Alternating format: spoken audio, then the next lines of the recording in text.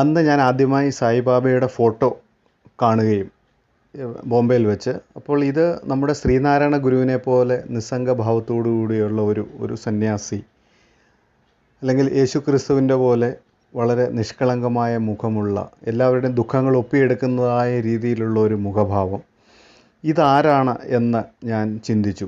അപ്പോൾ പലരിൽ നിന്നും അഭിപ്രായങ്ങൾ കിട്ടി, ഇത് ഷിർഡിയിലെ ശ്രീ സായിബാബയാണെന്നുള്ളത്.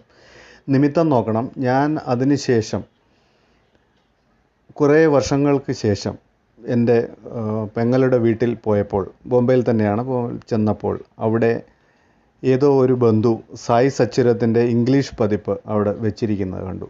അപ്പം ഞാൻ വെറുതെ ഇങ്ങനെ മറിച്ച് നോക്കിയപ്പോൾ അതിൽ സായിബാബയെക്കുറിച്ചുള്ള വിവരങ്ങൾ എല്ലാം എഴുതിയിട്ടുണ്ട്. അദ്ദേഹത്തിൻ്റെ തന്നെ ശിഷ്യനായ ഹേമന്ത് പാന്ത് എഴുതിയ സായി സച്ചരിതം ഇംഗ്ലീഷ് വെർഷൻ ഞാൻ അവിടുന്ന് അനുവാദം ചോദിച്ച് വീട്ടിലേക്ക്